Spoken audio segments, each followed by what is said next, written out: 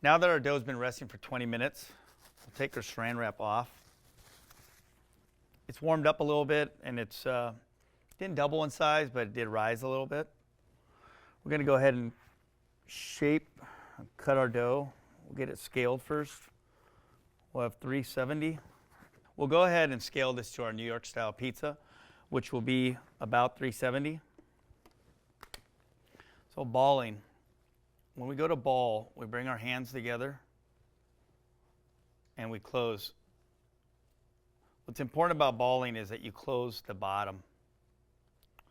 If I don't close the bottom and I just keep it open like this, and you flip it over and you let it rise, when you go to open the pizza out, it could be some weak spots. So you're bringing the sides together and you want to make sure you close that bottom. You don't want to over tear, be too hard on it where you're really almost handling it too much and you have all this. You don't want this on your dough. You want it to be nice and smooth. So pretty smooth now. We'll set it down. And then another way is if you push it down and it comes back up, you'll know that you kind of balled your dough correctly.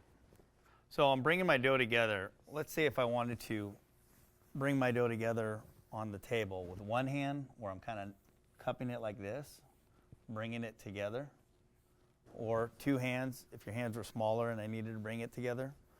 That's another way of balling. Check that bottom, make sure that bottom's nice and tight. And this dough that we're doing here is for our New York dough recipe. That's something I don't want. If I'm looking at a little bubble here, I want to actually kind of degas that and get it out. So I'm glad I checked that. Bring this together, put it here. This is our New York dough recipe size. If we're doing larger ones like for our Sicilian or smaller ones for our calzones, but this is actually our New York style. So if we need more room on our sheet pan, we can definitely grab our dough and bring it over. We just want to make sure that they're not touching because these are going to grow to double in size. So it's important to make sure that, they're not touching, but we need enough room in between each other. So we're at 370, and we have a little bit of dough left over. This extra dough could be great for breadsticks or the calzone that I'm going to show you. So out of this batch, we have 4 New York style doughs and about 242, almost 1 New York style dough, but this is definitely good for our calzone that I'm going to show you at the end. So now that we have our dough on our tray, a lot of people think that you have to spray the tray with oil or pan coating or water. There's no reason to add that.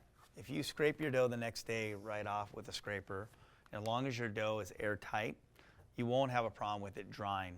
It's okay to have a little bit of extra hydration on top of the balls, just because we know that it's always good to have a lot of hydration, but there's no reason to put on the pan surface oil or any kind of pan coating. I'm going to make sure this is airtight by putting plastic wrap over the top. I'm going to bring that down and make sure it's nice and tight. I'm going to go both ways, and I'm going to do it 3 times. I want to make sure it's nice and airtight. Air is your biggest enemy when it comes to dry dough. So now I look at all my sides, it's nice and airtight.